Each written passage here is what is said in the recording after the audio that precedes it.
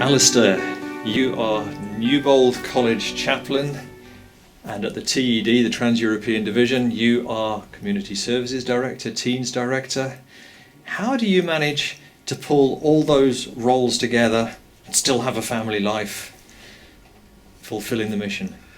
I must say, Victor, this is a question that my wife keeps on asking, and I ask myself that same question as well. But it's a joy to do the role. I must say that I think I've had to be very organised. As you know, my role as a chaplain at Newbold College is 75%, and the Trans-European Division role is 25%. So within that cluster of roles, I'm able to bridge them all together, which is exciting, not challenging. I would honestly use the word exciting. So 75 and 25 adds up to 150.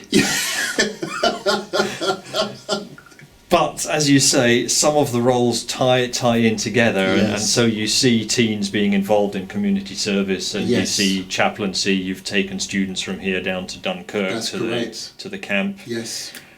Recently, as part of your learning curve and also part of your mentoring at Yes. the TED, you visited Denmark. That's Tell me about that experience. Very briefly, there is an organisation called Happy Hand, which is part of the Danish Union, and it's a shop that is a second-hand shop, and it's a high-quality second-hand shop, and it's not just a second-hand shop. The quality of the clothes are very good, but when you go into this shop, it's very evident that there is a Christian atmosphere.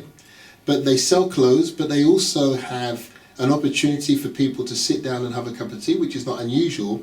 But also they have a prayer station where you can write prayer requests. You have a local pastor that will visit the shop and play music and sing songs. And it really has that community feel. It's a place, I would say it's a hub where people want to be. So when I was there, I witnessed people leaving there with clothes, but also leaving with a sense of community and also Christianity as well. And that's been so successful that while it started in Copenhagen, yes, it's expanded. It has. It started about 4 or 5 years ago in Copenhagen, and they were so successful that they were able to open another shop in the north of Denmark called Aalborg, and they're planning also to open another shop in Vejlefjord, which is where one of our Seventh-day Adventist schools are. So it's a very exciting project. It's self-sufficient, but one of the things that I really enjoyed, Victor, was the way that they got community involved. So yes, we have Adventist volunteers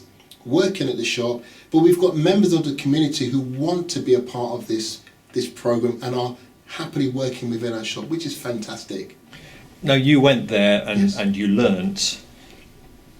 How do you, with that community services hat and even with your teen hat, how do you then take that and share it and train and lead? Because that is your key role. Yes. At the division. Training it is of to trainers. train trainers. Yes. I think I went there to learn, which was great. The General Conference have made a very big emphasis of total membership involvement, and I left there with the sense of what a fantastic concept. How can we replicate this? So I really took on the responsibility of affirming and empowering the leaders who are doing a great job there, and then saying, well, what could we do as a division to replicate this? And practically, we have Newbold College. We have a centre of influence here where we can invite people here, get the leaders of these successful programs to be presenters in replicating this model that is very, very successful. So you're almost training trainers. So one I would say is to affirm and empower and get people to be here to get the training. I can see you're pulling your two hats together. Tell me very briefly about teens, because the challenge for you surely is you're sitting there for a very small part of your time. Yes. At the TED, and the teens are scattered right across 22 countries. Yes. How on earth can you have any influence on them and their spiritual growth, their active participation in the church? I think it's so important, Victor, to be in touch with the team directors of each country. And as well as I've been invited to speak, it's important that when I take an invitation that I turn it into an opportunity to train, to empower. So when you leave there, you're not just maybe the guest speaker, but you are the trainer of trainers. So what you've left with them, they are able to replicate that. So my hope is that there'll be 15,000 Alastairs. That's scary, but there'll be a lot of Alastairs with the same mentality doing what they're doing, which is doing their role exceptionally well.